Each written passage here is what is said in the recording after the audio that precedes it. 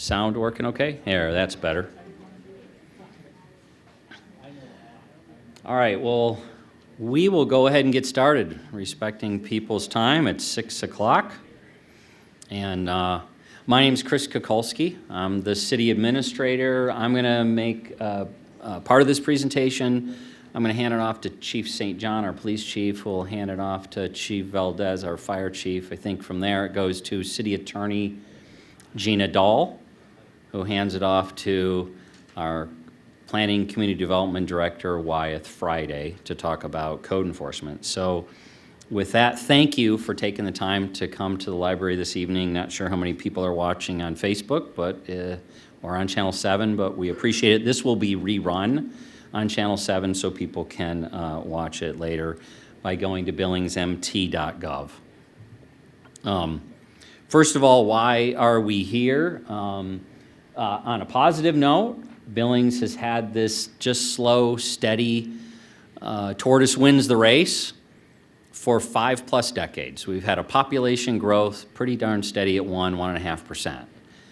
On the negative side of things, our crime has increased over the past, particularly the last 5 years, but if you go back 10 and 12 years, it started picking up at a much faster pace than growth. So that correlation went away, calls for services went up, et cetera. We're seeing more and more substance abuse, mental health challenges that both fire and police departments are dealing with. And we've been approaching this all along with recognizing that you can't have as positive of an impact, particularly in the criminal justice system, if you don't deal with the other parts of the system. It's not just law enforcement. You also have to have prosecutors. You also have to have court capacity, and we'll talk about those pieces. We're also have got some good examples of how code, staying on top of code violations and dealing with code issues before properties get to the point where we see more and more calls for service, can have a large positive impact. So this is that same information kind of graphically. That top bar being, we don't have the 2020 census data officially yet, but up until then, that steady growth over this period, and like you said, you could Google it and go back to the 50s, and you'll see every decade we just have a solid 1.5% growth.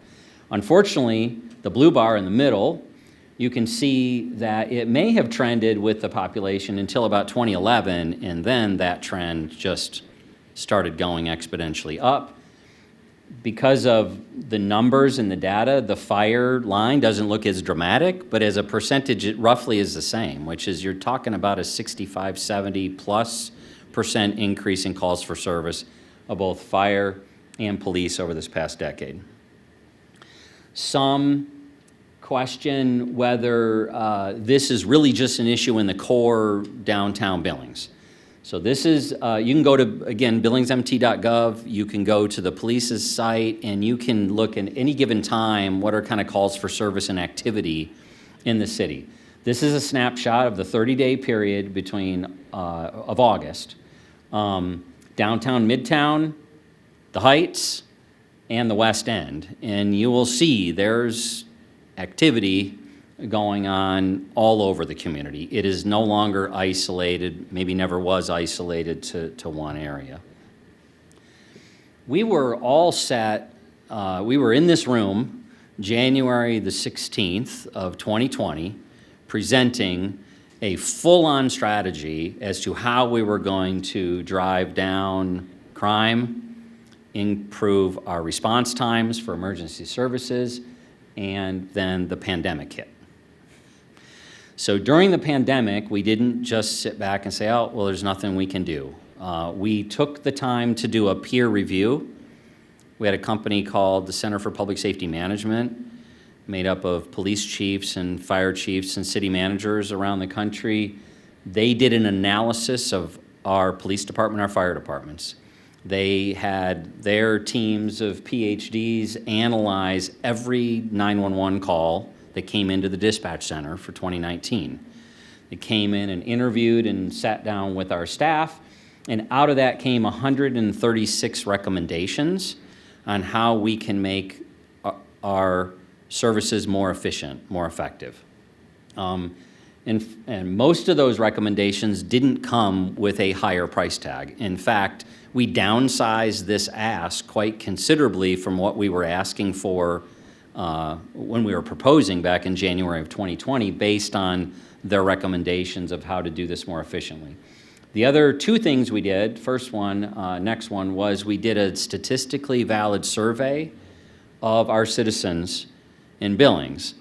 This survey has been done in numerous cities across the country, so we can do comparisons. How did our citizens feel versus other citizens across the U.S. about, this was focused on the police department.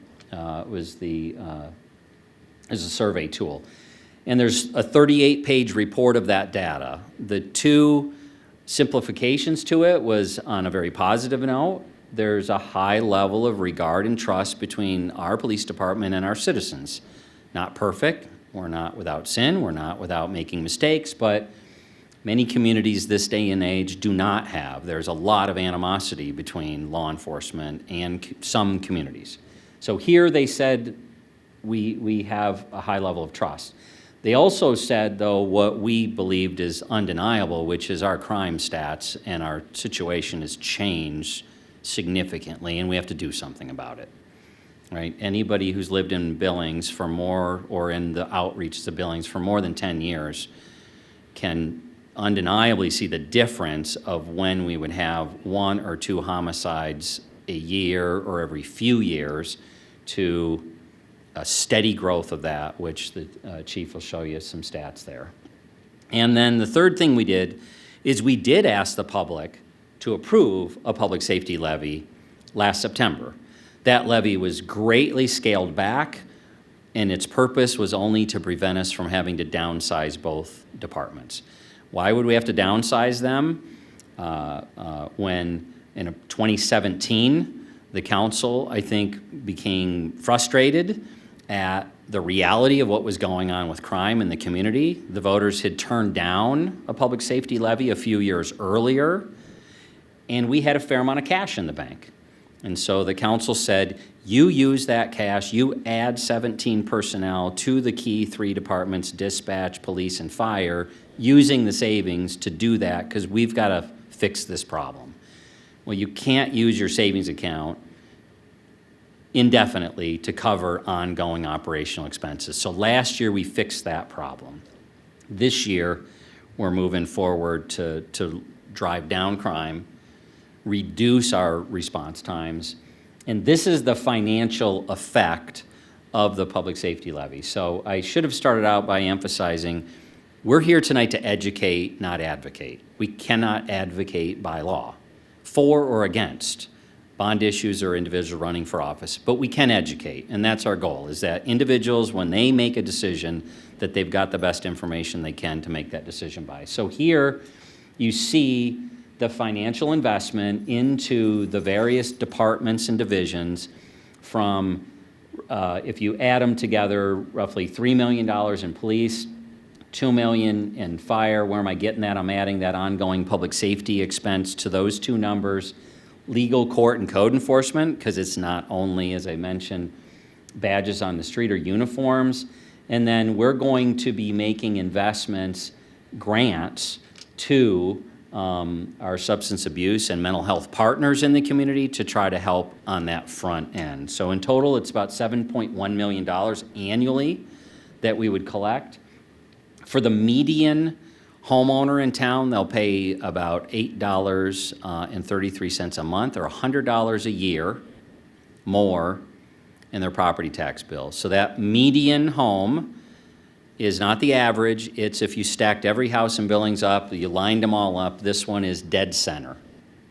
So half the homes in Billings are going to pay more than this, and half the homes in Billings are going to pay less than this on their impact, on if they vote yes. If you go, again, to billingsmt.gov, Andy Zeller, our finance director, the first thing you'll see there is a calculator. If you put in your taxable value or your market value in there, it will tell you to the penny what this will change your property tax bill by.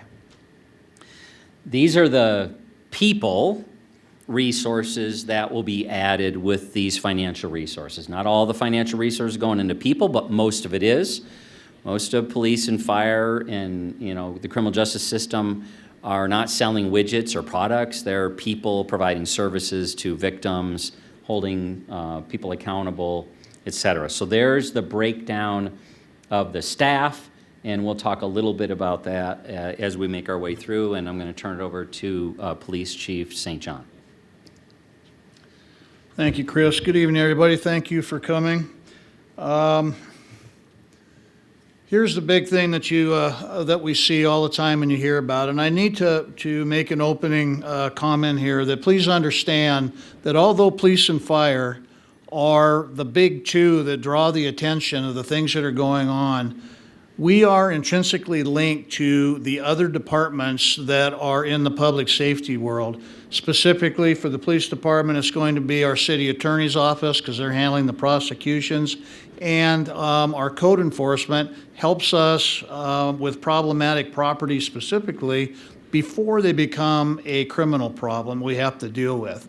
And anytime you add or take something away from any aspect of that particular system, it affects everybody else.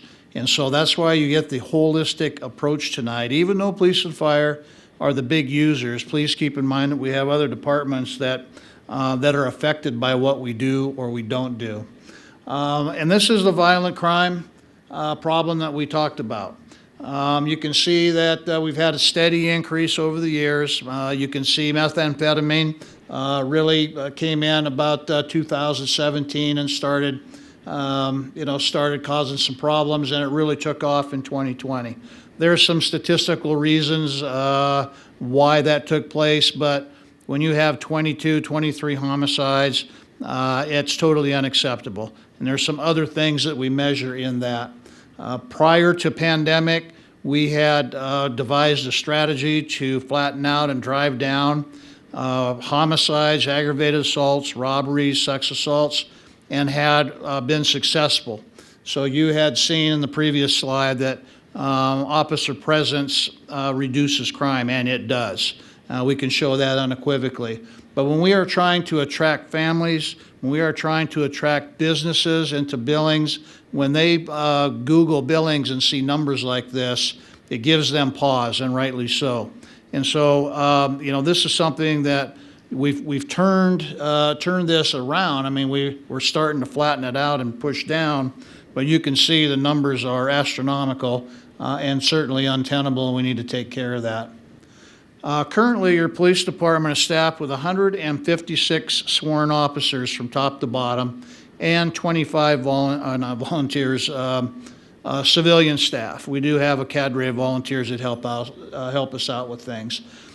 Should the safety levy pass, what we will be asking for to implement would be 28 additional FTEs. And interestingly enough, the consultants did not recommend all of those be sworn officers, which is quite expensive. That puts us in the pre-pandemic safety levy ask. We were looking at 30 officers over 5 years, and that's expensive. So this is about half of that. And what the theory is we do need officers. We need to augment our presence in all divisions and all aspects of what we do. But there are some tasks that we have very highly paid professionals and specialists doing non-emergent tasks that could be done by civilians at a lower salary. And that's what the theory is behind the civilians in two specific areas: a community service officer and augmenting our crime or our evidence technicians. So we can talk about that a little bit later. But currently, and what we plan to do with additional resources is to address these 4 strategic goals. We already touched on violent crime. We need to get a handle on that. We need to get it turned the other way. We need to get numbers under control and back where they need to be, where people feel safe and are safe in Billings. improve that downtown safety. This goes to the transient issue, the homelessness, the co-occurring mental illness, and addiction issues, which, in some instances causes a real safety issue, and equally it causes a perception problem. And again, it's diminishing the quality of life and the livability in the downtown area. I would say that this particular strategic goal is a bit myopic because we're seeing that type of behavior, that population proliferate to the rest of the city, out on the West End, out into the Heights. And so that strategy needs to be a little bit more widespread, but we really see it ground zero downtown, so we need to address that. Traffic safety. It has been a priority of the many councils I've had the privilege to serve under, and it is a high priority. We got some problematic drivers. I think everybody here has witnessed them at one point in time. We talk about how our traffic signals are not advisory. We do have ordinances against cell phone use. Drinking and driving still a problem. And unfortunately, over the last few weeks, we've had 3 or 4 fatalities. And so a focused approach on that to help tame things down. And it's equally important now that we're starting to get an increase in population. More people coming here, more people on the road. We need to make sure everybody's A, following the rules, and B, being respectful for each other.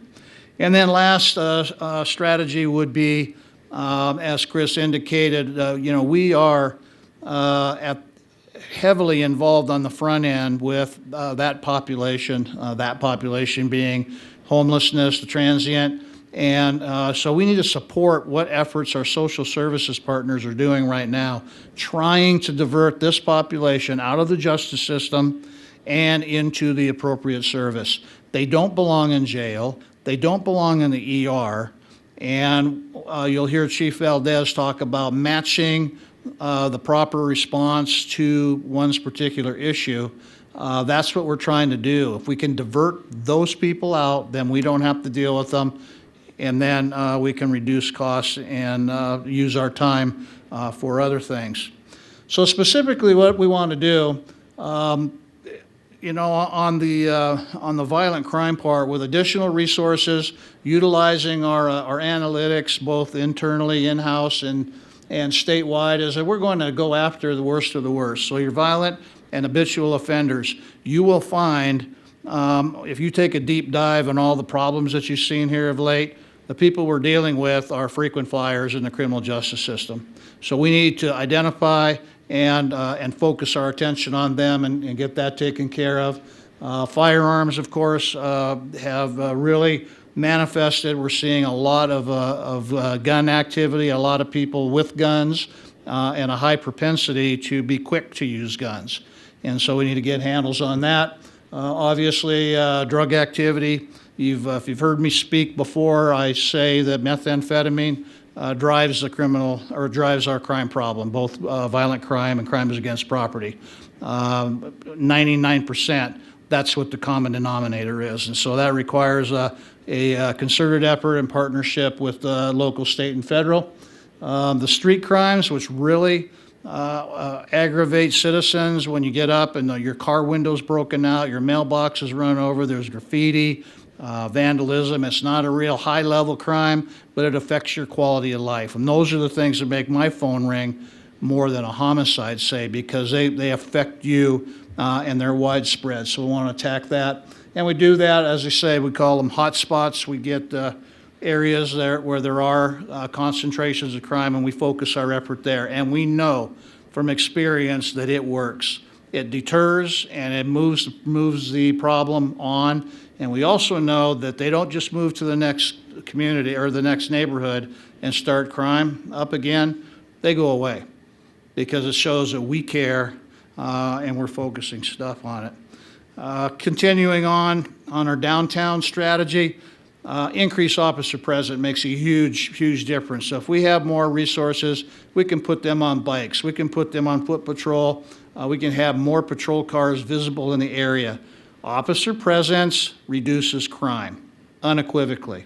And so this is what our goal is. I talked about that hotspot enforcement.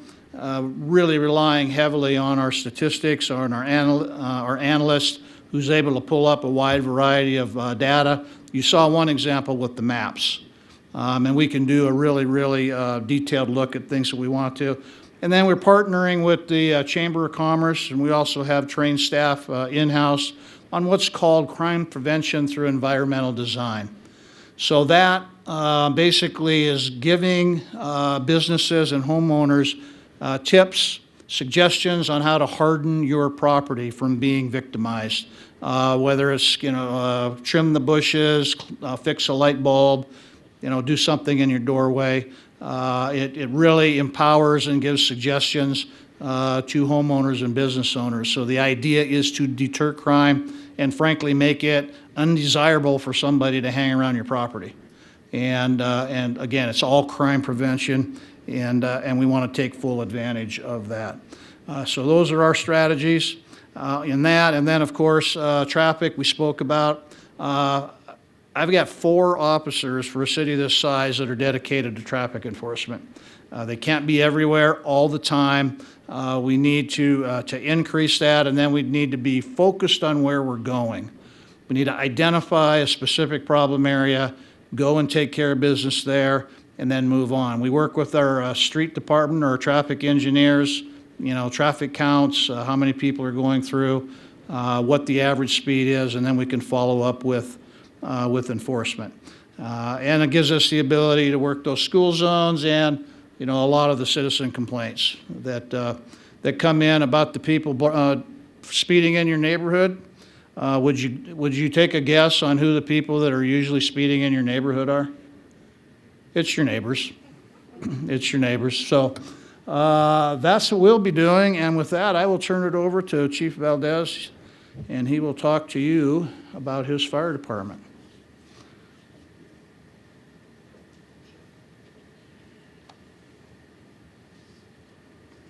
Good evening, everybody, and thanks for coming. So who are we? We're 161 dedicated men and women serving in your department, and that includes your 911 center. And we're strategically located throughout the city in 7 facilities plus a call center. What is it that we do? We're called the Billings Fire Department, but we do more than just fight fire. We're an all-hazards department. And what I mean by that is we handle many different types of calls. Rescues, anything in the river, in the rims, trench collapse, structural collapse, vehicle extrications, etc. Hazardous materials, those are your gas leaks and fuel spills. We're also in the prevention business. What that means for us is business inspections, code enforcement, so we work hand in hand with planning, and also public education. Emergency medical services, we do, that's a big part of what we do. In fact, since 2010, our call volume has increased by 76%, as Chris had alluded to earlier. Last year, we responded to 18,284 calls, and this year we anticipate being well over 19,000 calls. The heaviest of the workload is in emergency medical services, and it's roughly about 60% on average annually. So what's the problem? The problem is that we send a fire engine on every single one of those calls. And we'd like to get away from that with efficiency and reduce the wear and tear on those big pieces of equipment. What are we doing, or why do we send a fire engine on every call? The reason is because we're strategically located, so therefore we generally get to a call quicker. Every one of our personnel is at least an EMT basic or emergency medical technician, and some of those individuals are paramedics. Some patients require more help, so the more hands that you have on scene are better. And what I mean by that is some buildings are difficult to extract a patient, so we need more help. Those are labor-intensive calls, CPRs, or a trauma. What are we doing to fix the problem? Again, as Chris had alluded to earlier, we had a study done to help us to address some efficiencies. One, priority dispatch. more efficient, being able to send proper equipment for different types of calls, and decrease the use on those fire engines. Also, contract with an ambulance provider. Handle low acuity type calls, and then relieve the pressure off the fire engines. And then number 3, mobile response teams.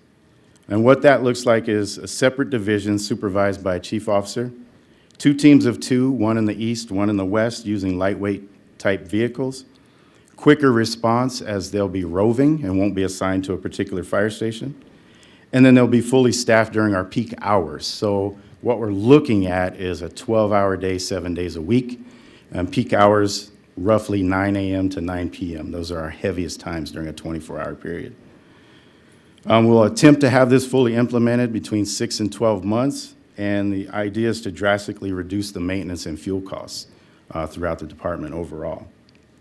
We're also looking at some other key positions within the department to help us reduce costs, and that's a deputy fire marshal. This individual will be able to complete business inspections and licenses in a timely manner. Also to be able to do more public education and then conduct risk assessment in our community. Another individual we're looking at is a logistics officer. So we do have experience in this position, as we've especially assigned this one for the last 3 years. And through that experience, we've been able to reduce calls due to greater oversight, better networking for competitive pricing, and then improved accountability and reduced lost equipment. So with that, I will turn it over to Gina.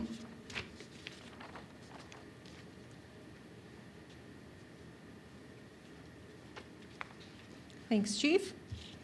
Good evening, everyone. So I'm going to talk to you about the City Attorney's Office and the municipal court's role in this. Essentially, the City Attorney's Office role and the municipal court's role is to prosecute and to for the court to hear the cases, to administer justice. Without the prosecution aspect, there's really no holding offenders accountable. Obviously, if a person thinks they can get away with something, a crime or whatever that behavior is, they're going to continue to do it, and the cycle will just continue on and crime will increase, and we are seeing that happen here. Offenders know what's going on in Billings. They know the situation with the jail. We can't hide from that. We can't deny it. There isn't always room at the jail, and they know that. They might not be jailed for a relatively minor offense, so they commit crimes taking that risk. The same kind of thing is happening with the prosecution aspect. There are people out there who have committed crimes, and whether arrested or not, they may not be prosecuted. This is due to inadequate staffing in the prosecution office, and as well as in the courts. With one court, we're inadequately staffed. So this next slide here, let me get that.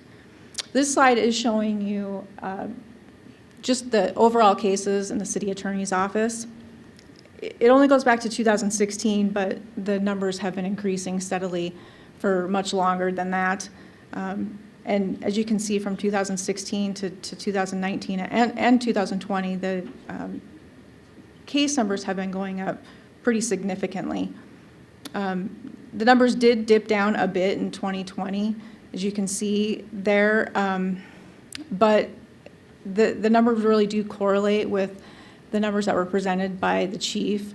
The violent crime increase, we have had a significant violent crime increase even within our office, even though the numbers are decreasing. So what decreased there in 2020 was the nonviolent offenses. As you can see from 2021 numbers, we obviously haven't gotten through the year, but as of the end of June, we were at about 3,000 cases. So we are expecting to be right around 6,000 by the end of the year. I do want to note that this slide only reflects the city attorney cases. It does not reflect municipal court cases. They have way more cases. this number just reflects what we see. Municipal court handles civil cases and a lot of criminal cases that our office doesn't even see. So this slide is just reflecting the city attorney's office. This slide shows the average caseload per prosecutor. The gray bar, the middle gray bar there is showing you the average, shows you the caseload per prosecutor for non-domestic violence cases. And we separated out domestic violence and non-domestic violence because domestic violence is a pretty significant problem in and of itself. So we've separated that out, and that blue bar is showing you the domestic violence cases. In 2018 and 2019, you can see the average caseload per prosecutor was over 1,400 cases and 1,800 cases. And it went down in 2020, but that's because we added another prosecutor. So you can see that average caseload for those prosecutors, non-domestic violence prosecutors, went down, but is still 2.5 times what it should be. That small dark gray bar is showing you the best practices standard that's recommended by the American Bar Association at 400 per prosecutor. So we're well above that. And as you can see, in 2020, our sole domestic violence prosecutor carried over 1,200 cases, which is obviously more than 3 times that best practices standard. And this kind of caseload just is not sustainable for a prosecutor to handle. So because domestic violence it's a pretty significant problem here in Billings, I wanted to show you this slide, which is giving you an idea of the kind of caseload or the kind of numbers we're seeing in the domestic violence unit. So domestic violence cases are going to be assaults, sexual assaults, stalking, order of protection violations, anything that involve a partner or a family member is going to be categorized as a domestic violence case. So this slide is showing you the numbers. That second column is showing you the numbers that we receive as a request for prosecution. And that third column is showing you what our office has actually been able to prosecute.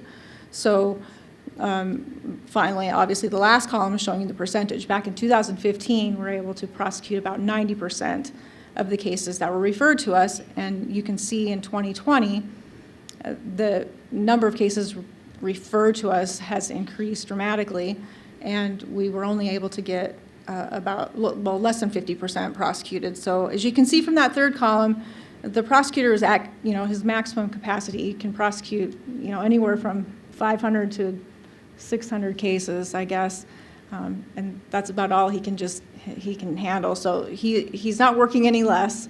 It's just the number of cases is increasing so dramatically that it appeared that we're only able to prosecute less than 50% now.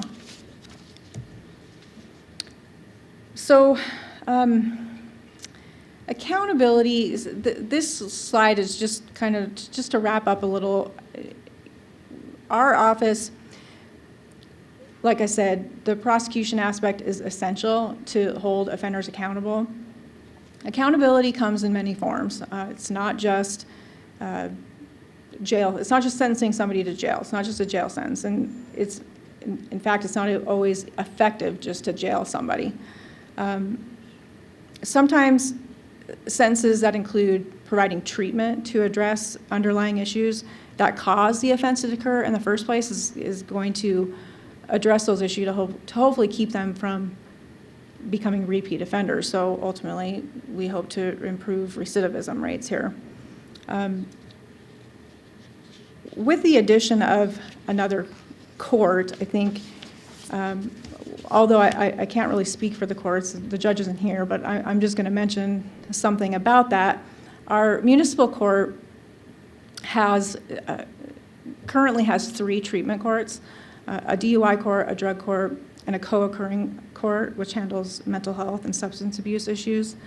So those are really important and very effective tools in providing alternative types of sentences and addressing those kinds of issues for people in the criminal justice system. So with the addition of a second court, that would open opportunities for additional treatment courts, potentially one up to maybe 3 more treatment courts, and could address those kinds of issues for a whole bunch more offenders. And I think that those kind of treatment options are really the most important in holding people accountable. It addresses the underlying issues and ultimately improves those recidivism rates, which is our goal here. And the more we can do to hold people accountable, I think that will help reduce and improve our numbers, at least at the misdemeanor level. So with that, I'm going to turn this over to Wyeth, Code Enforcement. All right, thank you, Gina. Good evening, everyone, and thanks for coming. So our Code Enforcement Division is really focused on quality of life and the cleanliness and safety of your neighborhoods, and trying to maintain stability in neighborhoods. So we're dealing with all kinds of code enforcement violations, from junk vehicles to weed violations in the summer, snow removal of sidewalks in the winter, people who are parking vehicles in front of fire hydrants, clear vision violations, blocking corners, and things like that. So it really is the whole gamut. We see about 4,500 to 5,000 cases a year. And our staff, we have 3 code enforcement officers that are set up so they each handle a portion of the city. And then we have 1 code enforcement officer who solely deals with the very problematic abandoned structures and properties where we end up in court and they can go on for extended periods of time. So that's kind of how our staff is set up, and we're very much just responding to those complaints as they come in and going out to inspect and see if those are violations, and then dealing with those violations. So it's very much a reactive response right now based on the staffing and what we have to work with. One of the things that is important, and the Chief St. John brought this up, is our efforts to try to address problems before they become so serious on a property that they do start to attract criminal activity, and even the potential for having fires occur, which does happen in abandoned properties where people have broken in and have lit fires or are trying to camp out in those structures. So really, the idea of trying to be able to address some of these things on the front end and prevent them from becoming such a significant violation and such a property in such disrepair that it causes those types of activities to occur. And obviously also then you're continuing to have a negative impact on the entire neighborhood with those types of properties that you see. So our strategy with this proposed public safety levy is sort of 3-pronged. It would bring 3 more officers onto the staff and really be able to, in one area with education and outreach, really boost our ability to go out to the community and help people understand what code violations are, and when it's time for them to call code enforcement versus, if they're not sure what the situation is. So being able to educate them further in that area so they can get those complaints in and let us know what's going on in their neighborhoods, and also connect property owners with service programs and assistance. We have property owners whose properties are in violation, but they have reasons that they're unable to take care of that problem. And so we want to be able to get them in touch with services that can help them, and they can both take care of them in a variety of ways and also get the property cleaned up. The proactive compliance that I was talking about earlier, where right now we're very reactive, the idea there is not just to be driving around kind of on patrol, it's to be able to, through our data and case activity, be able to say, we're seeing more of this kind of violation happening across the city. Sometimes that can be seasonal, obviously, with snow removal or something like that. But in other cases, we have lots of trailers on the street or people with junk vehicles and things. And being able to take some of our staff time and officers and say, we're going to focus on that area for a while and see what impact we can have. So that's one area. The other one is to really go into a neighborhood that's in one part of the city and sort of take the public side, which is the infrastructure, the alleys, the streetlights, the sidewalks, things like that. Make sure those things are taken care of on the city side, but then work with the property owners where they have violations and get those brought up to code, and really try to again, get back to stabilizing a neighborhood and making sure that it's safe and clean and people feel comfortable moving around within their areas. The last piece is successful compliance outcomes. In the legal information and slides, there's inclusion of some additional legal support for the Code Enforcement Division, and that's to help our officers prepare when they do have to go to court to make sure that they can have a successful outcome and get that guidance from legal staff when we're preparing cases to go to court. And so that's really important when we do have to go to those to take properties to court. That becomes very important for that process and making sure we've got all of our information prepared properly. And then, as I mentioned, that enhanced funding capacity is to help us with those neighborhood kind of focused neighborhood cleanup. So those are our strategies, and I'll pass it back to Chris here. So thank you. Thank you, Wyeth and Chiefs and City Attorney Dahl. So I'll just wrap things up. We've just got one last slide. I mean, ultimately, our goal is to improve the safety of our community, period. And we believe that to have a thriving community, you need to have a safe community.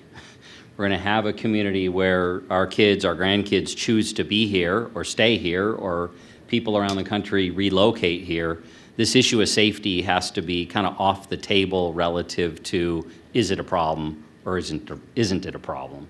And so with that, we really are, as hopefully you've seen, and we're going to answer questions for you, there's a strategy. We've put a lot of effort into developing the tools that we believe will make a difference. We've hired a third-party peer review to look underneath of everything we've got going and make recommendations to us, so we make sure we're as efficient and effective as we can be. We are collaborating with, we didn't talk a lot about that, maybe in the Q&A we'll get there. There is a lot of time and effort going into working with state, federal, and county partners. Nothing in the criminal justice system begins and ends, or almost nothing, just at the city level. I mean, every one of these felonies is a district court county attorney issue for us as well. So we're meeting with those partners locally and all the way to the governor's office to make a difference in what's been going on here in Billings. We're investing for the first time as a city directly into mental health and substance abuse. We as taxpayers invest some of our county tax dollars that way, but we've not had any of our city tax dollars directly go there. Now, our police chief, fire chief will tell you a lot of what they're responding to are in these categories. So indirectly, we spend tens of millions of dollars responding to issues, but this will be the first time that we will be directing through grants opportunities to help those entities in our community that are succeeding and direct dollars and kind of put us directly at that table. As Gina said, and I greatly appreciate both holding criminals accountable, as well as I don't think we talk enough sometimes about the victims, right? There were, we've just steadily grown from 250 victims of violent crime in Billings to 650, and that's when we knew we needed to fix this. Actually, it was known well before then when they proposed the previous levy. Last year was unthinkable that we could have 1,200, that number could have doubled. I almost hesitate to overemphasize the 1,200 because it was the pandemic, and some people might say, oh, well, it was a pandemic, this is happening all over the country. Unfortunately, Billings has seen this steady increase. It didn't start with the pandemic, it's been coming. And we want to improve traffic safety. That's important, right? As the chief said, there have been fatalities just in the past weeks. It happens, and that presence makes a difference. And we've surveyed our citizens pretty consistently over the past 15 years, and they have growingly, more and more of them as a percentage have emphasized their feeling less safe in parks and in our downtown, particularly after dark. And candidly, Billings is too small at 120,000 to genuinely feel unsafe. We should not have people feeling unsafe in public spaces, or in their neighborhoods, or in our core downtown, just because it's night. So all of this are the outcomes that we're dedicated to succeeding at, and we would happily answer questions that you guys have for any one of us. So please ask, and we'll get the chiefs, city attorney, and Director Friday to answer any of your specific questions. Tom, good to see you again. Right. I'd like to discuss more on the MRVs, medical response vehicles. Come on They're up, supposed to Chief. be lightweight and save us money. Are they gonna have firefighting equipment on them, or only medical equipment? Are the 10 people we're hiring to run them gonna be firemen, or are they gonna be something else? Are they gonna be unionized? I think we need some more knowledge. They're not gonna be part of the fire stations, they're not gonna be part of the fire stations, so you said it was a separate division Tuesday night, like 9/11. So please give us some more information on what we're doing. Absolutely. So yes, they will be a division within our department, but they will also be dual role. They will be trained as firefighters also. They'll be specially equipped. There'll be a special operations, if you will. This will be our Swiss Army knife, so that the citizens get more bang for their money out of it. Yes, they will be lighter weight vehicles. More than likely, they will be unionized. But the reason why we say that they're not assigned to a particular station is because we need them out and roving. One in the east, one in the west, and that way ready to respond at a much quicker rate. So will the trucks have fire pumps and carry water? No, they will not. They will not be suppression capable, but they will be able to give us more resources, human resources on a scene. So what kind of medical supplies will be on the trucks or vehicles? Anything advanced life support. So if you want to get into details, they'll have heart monitors with the defibrillators in them. They'll have IV solutions. They'll have all the narcotics that are needed. You name it. They'll be fully equipped. So if there's a call for a garbage dumpster fire, these trucks are ill-equipped to go there in any way, shape, or form. Is that true? That is not their responsibility. That will be up to the engines. And then the men will be cross-trained, they'll be firemen, so will they have firefighting gear on these trucks for them, for their personal protection when they are a fire? That is correct, yes. So how big are these vehicles gonna be? They're gonna be holding a lot of equipment. Will it be a mini ambulance where they can support people to the hospital? They will not have transporting capability, but they will, what we envision is a Interceptor or a Ford Explorer type vehicle with a slide out with all the equipment on it. And that should be plenty of room for what it is that they need to do. Any more questions on that? If I could touch on one piece of it, which is, if you look at the detail of the Center for Public Safety Management report, there are a couple of approaches to the personnel. They may be 10 additional personnel, or they may be extended hours of the personnel we have. That really depends, frankly, on negotiations between the city and the bargaining unit. So whether they choose to add hours to shifts, working separate shifts, that's actually the recommendation of CPSM, or whether we add 10 additional staff to the department, that will be dependent upon, candidly, the bargaining table and the bargaining unit's interest in the most efficient way to do those services. So that piece could go either way as far as staffing it. Well, now I'm really confused because this handout shows $1.5 million on every year. It shows 10 FTEs, which is full-time employees. I'm assuming that's 10 new. You know, if we're not gonna hire new people, how are we gonna spend this $1.5 million? So it's the equivalent. So the hours have got to be covered, whether it's an additional 12 hours a day, 7 days a week by firefighters that are on staff. Firefighters, unlike you or I, or not you or I, hourly personnel in this country, right, who work a standard 20,000, 80 hours a year, firefighters are allowed under federal law to work, I think it's up to 54 or 53 hours a week. Why? Because they work 24-hour shifts. So the dollars you see there can fund either one. There's a cost savings, there's some savings if we're able to use current personnel. If we're not successful in negotiate that in the labor contract, then we will need to hire personnel. Either way, you're covering hours of time for that purpose. So, other questions people have, topics? Yes. Yes, I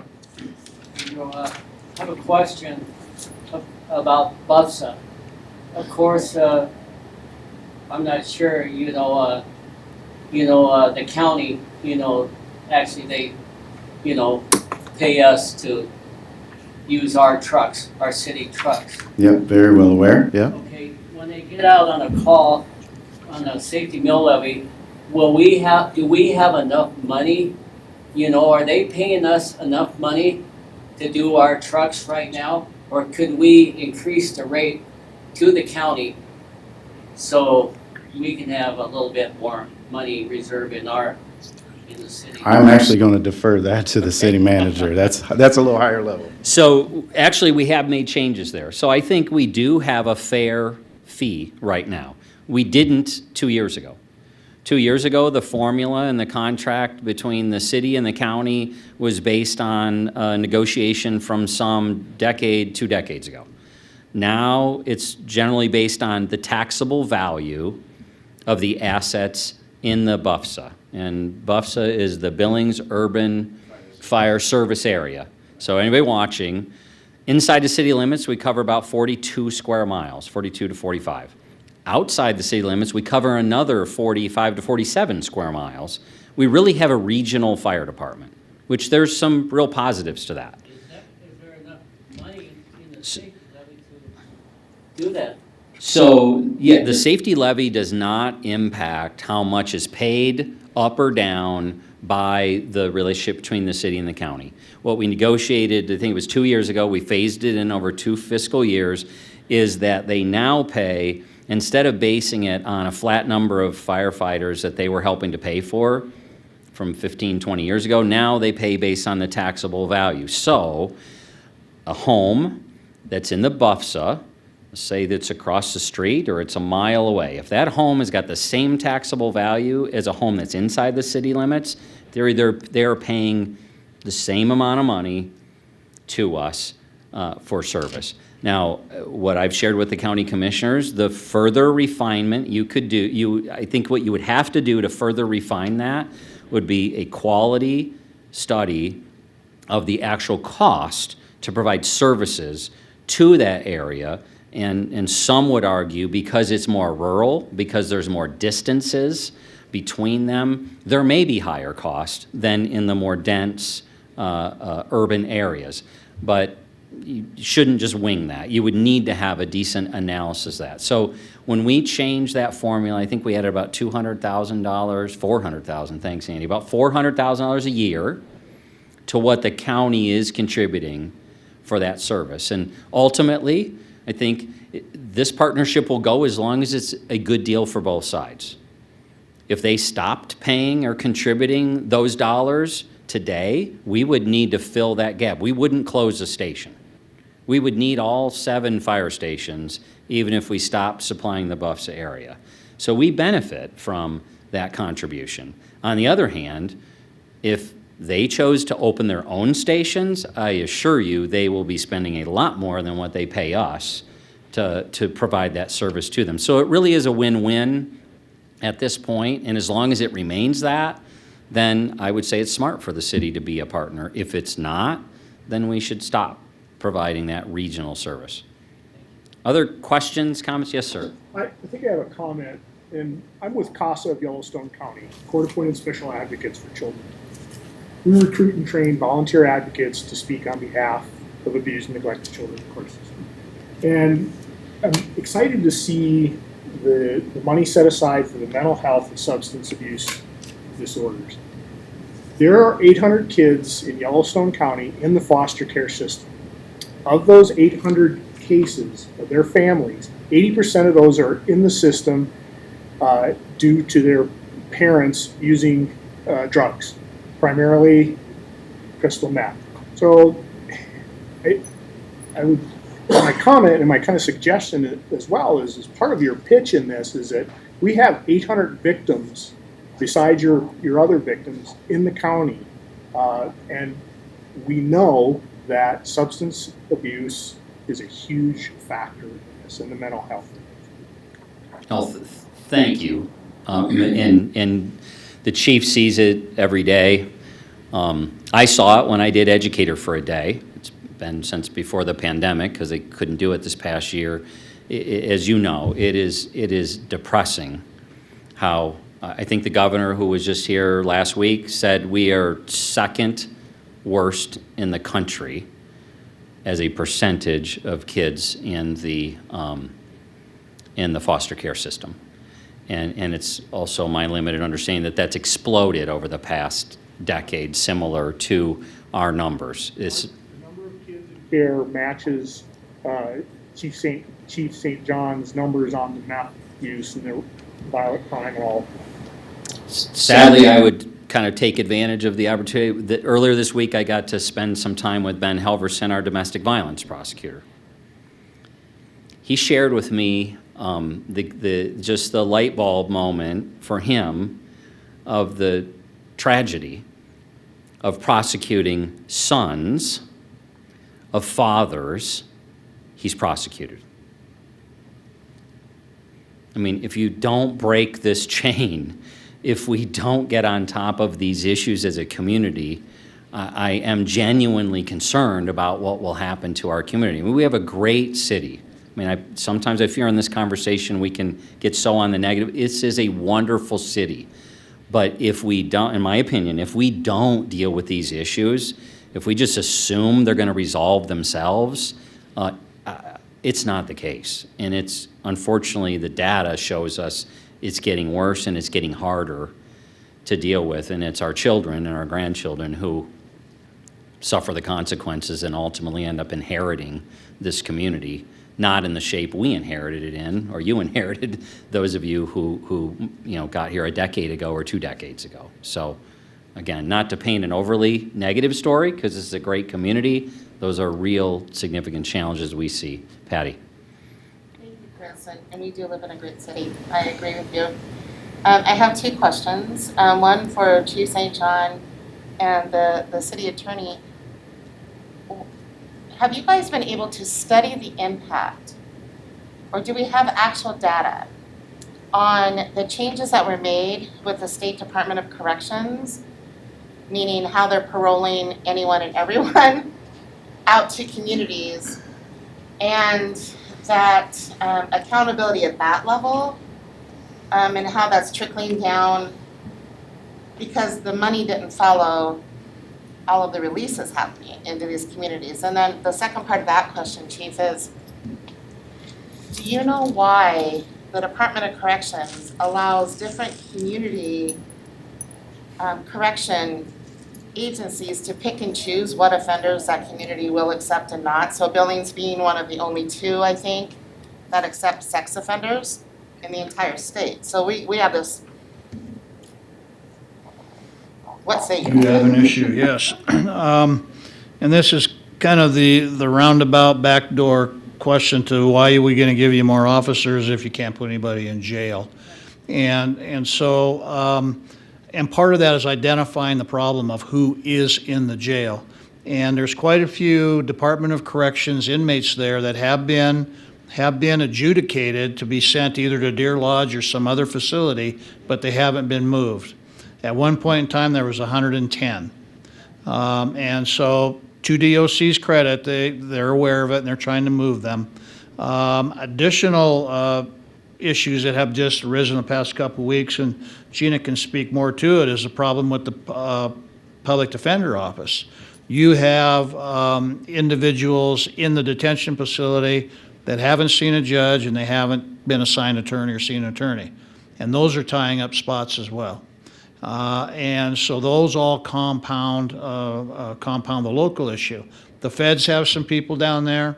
And then, of course, both police and sheriff. Enforcement's not the problem. We arrest a ton of people. And we're working very hard on the back end to free up space, to divert people out of the justice system. So your substance use disorder people specifically, as you've talked about, the cast of gentlemen back there, I applaud, city administration and our policy body for being really progressive and forward-thinking, realizing that we're in the middle of this. It's not our job description. We are law enforcement officers, and homeless kids is not in our job description. But you know what? It is, right. But we are in the middle of that. So in order to say, yeah, we got skin in the game, and we're going to work on that. So to your question about the probationers, this has been identified the number one problem by a whole bunch of public safety professionals, Gina's staff, county attorney, U.S. attorney, is that Billings gets more than their fair share, an inordinate number of probationers and parolees coming to Billings. And then when they get here, there's little or no supervision.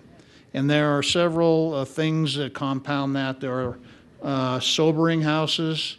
There are, to your point, a lot of the reason why we get people is because we have the services. You have, the hospital corridor. We are one of the only sex offender treatment locations. So if you look at the sex offender map, you see a big blob right downtown. Well, that's where they have to stay because we're the only ones that do that. But unequivocally, going back to 2017 is when changes in the law, added restrictions to probation parole officers, we started seeing problems with this population reoffending, not being held accountable because of the rules, not that the probation officers don't want to do that, but when you're trying to supervise 100, you can't do that. And we know that it's just been, that's part of the problem. So we're working very hard, meeting yesterday with a couple legislators to try to get them on board on both sides of the aisle to say, you guys are splattering Billings, and I know nobody cares. We're the only urban center in a rural state, and Billings has got all the money in the world, and they got all the resources, and they're going to be fine. But you're starting to see in other places, Helena, Great Falls, but you don't see it in the Bozeman's, and you don't see it in the Kalispells. So working on it on that level, and that is unequivocally the problematic population as far as our violent crime. That group right there, they reoffend, and they reoffend. And unfortunately, it just gets worse. Gina talks about the accountability. If I'm not held accountable for a lesser crime, it just gets bigger and bigger until something catastrophic happens. That answer your two questions, and then some? Gina, do you want to add anything? I think she's got it Okay, all right, perfect. Was there more? Did I miss? No, I just wanted to double check. Oh, sorry. My second question actually involved the statement on here. So I know, Chief, that you've been, involved in some of the things around the homelessness issue in Billings. And, the studies that we did showed that homelessness, the number one cause of that actually was poverty. It's not mental health and substance abuse. But we talked about homelessness is mentioned on here. Several of you mentioned homelessness there, but there's no money set aside for any housing provisions. Yeah, and that's, the holistic approach to that. Homeless, we have those categories, homelessness, the transient issue, the mental illness co-occurring. And the thing that we struggle with, the homeless people that are down on their luck, something bad happened and they, have to do whatever, they don't cause us problems. There's a population here that is not homeless, they're not destitute, they flat come here to party. And that's a big part, and some of you have seen it referenced, Our downtown officers identified 90-something people that cost public, so police and fire primarily, ambulance, and both hospitals, $10 million in unrecoverable funds.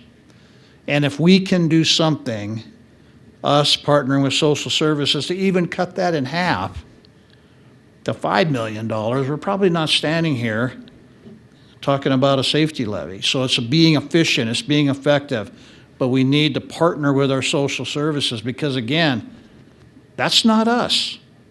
That's not us. So yeah, your point's well taken, but that umbrella of the people that we deal with, down on their luck, it's not illegal to live on the street, not illegal to be intoxicated in public, not illegal to stand on the corner with a cardboard sign asking for money. Is illegal to aggressively panhandle, is illegal to, urinate, defecate in public, all those type of things. And so that's where we overlap on those things. So I fully hear what you're saying, but you kind of get that overarching thing. Tom, you've been very patient with your next question.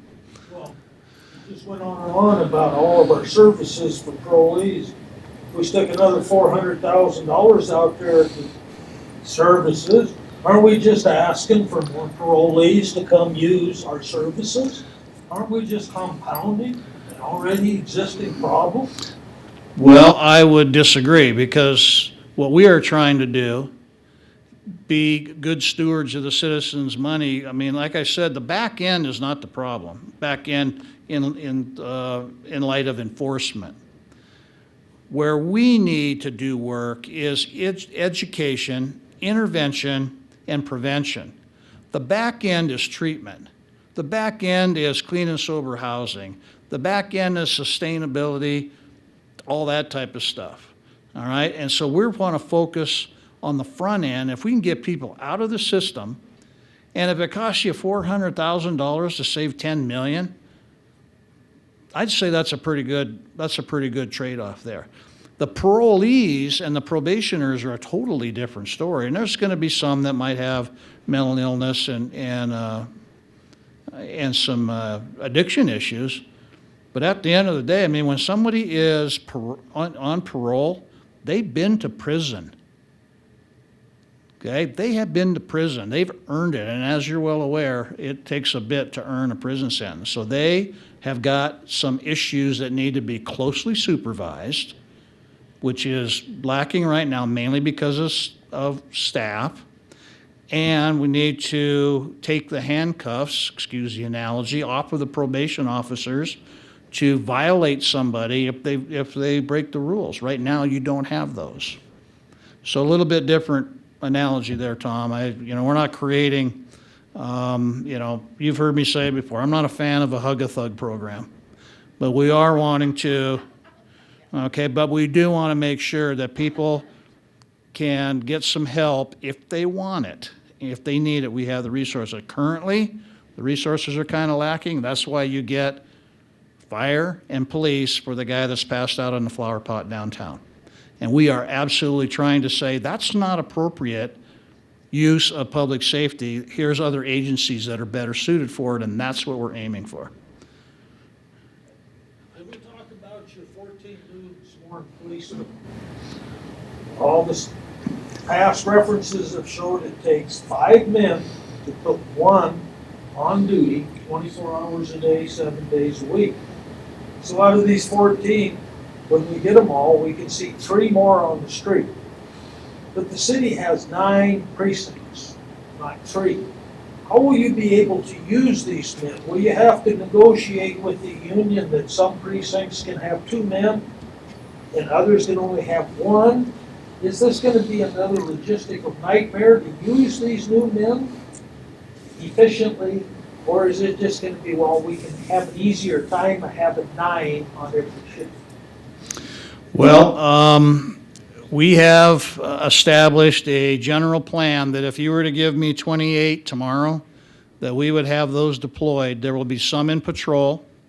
There will be some in supervision because part of the analysis showed that our organizational setup is out of whack. which is causing problems with span of control, which is our basically supervision. We have supervisors that have well more than 5 to 7 people that they're supervising. So there's some supervisors, there's some detectives, and then, of course, the civilian personnel will be deployed to help free up time of the officers to do more proactive work. So as far as, we don't have precincts, Tom. We call them zones now. Essentially, you're referring to 9 beats that we used to have. We're a union shop. Minimum staffing requires that we will go to work with no less than 9 officers, a man per beat, for 112 or up to 120, and 44 square miles. So that's on a bad day, Tom. And I got sick, I got training, I got people out with COVID, having a baby, whatever the case may be. That doesn't happen all the time. If I have extra people, I'll put them where I want them. I'll put them where I need them. We have people doubled up in zones all the time. And so rest assured, those 14 will be put to work where we need them. And again, that consultant said, here's where you need to focus. Here's where you're out of balance. Here's where you need additional supervision. And that's what we're going to do. Answer your question? Thank you. Little piece I'd like to add is both reports emphasize it. I think it's helpful to understand generalizations, right? It does take 5 officers to cover, or 5.8, if my memory is right, to cover 24-hour, 365. Part of the analysis is not every hour of the day is equal. Not every day of the week is equal. Not every week of the year is equal. And I think that's an evolutionary change for both these departments in our city, is that to maximize resources, you don't have a uniform presence across all hours of the day. You have peaks. The best example on the fire side. These are not to be 24-hour shifts. Why? Because most of the 24-hour shift, you don't need those additional personnel. You need them during the peak time. So I'd say that, and then my last comment there is, don't forget women. We say this, not necessarily intentionally, but in my perfect world, the police department and the fire department, the city, 1,000 employees, would mirror its community in men to women, ethnicities, the whole 9 yards. So women added to our department, men added to our department, focusing on peak demand, not thinking, I think, candidly, an old school approach, which is we got to cover everything with a broad brush and we're going to have the same staff personnel 24 hours a day. That's not what the data tells you is where you need people. So, other questions, comments? Yes, sir. I have one for the chief. Which chief? St. John. All right. I had a question, Chief. Let's say you go out on your priority calls, force 1, 2, and 3. Do you ever, just asking, do you ever disagree with dispatch or the supervisor from dispatch, which is the higher priority? Well, no, because we have PD command staff and patrol officers who have sat with the dispatch staff to determine our priority categories. And again, we can get into the weeds here, but that was one of the things that the consultants identified, was that they said you have to stop waiting to go on a priority 1 call, because your response time for a priority 1 call, whatever the highest level is like 15 minutes. I said, seriously, that's not true at all. We go to our priority calls. Well, here's a system issue, is that at the dispatch level, just the way the thing's set up, if we get going on a priority call and it changes en route, then our information, now it becomes, well, it's not a priority, but I have to go over here. In the system, that number doesn't change. but on the street it does. But when you pull up the stats, it looked like it took me 15 minutes to get there. And so those are the things that we work with Chief Valdez's staff to say, hey, a lot of it's data entry, a lot of it's system stuff. But no, I don't disagree. And, you know, part of the thing with the dispatcher, our officers and probably firefighters too get frustrated with them. They're just reacting to the information coming in from the phone call. Our officers are not allowed to argue, not allowed to get nasty on the radio. That information coming from the dispatcher is if it's in order from me. And then we'll sort it out later. And we do. So, you bet. It's interesting. I've had calls this week on both ends. I've had a citizen call me and say they were frustrated because the dispatcher asked them way too many questions. Just send somebody. I wanted to dial 911 and hang up the phone, and you send the police and fire department. On the other end, I took a call of somebody who wanted to know why there were 2 engines and 3 patrol cars that showed up at the incident across the street.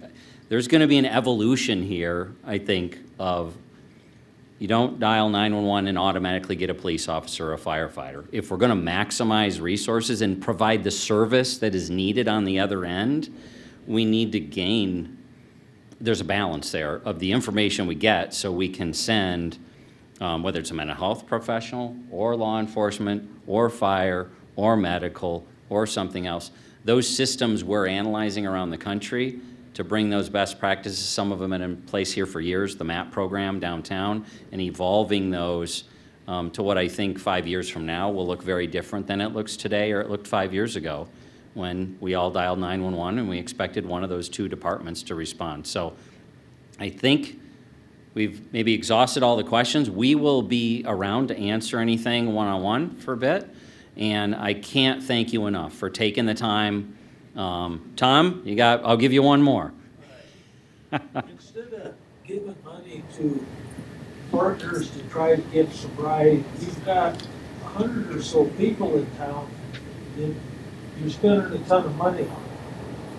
How about buying them a bus ticket, giving them $1,000 to get out of the state?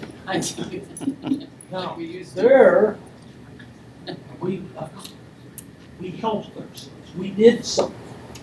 We made a point. We got through. We don't have to worry about recidivism. They're gone. I don't know what to do with that question, honestly. So I'm gonna leave it at that. We'll stick around. Thanks everybody.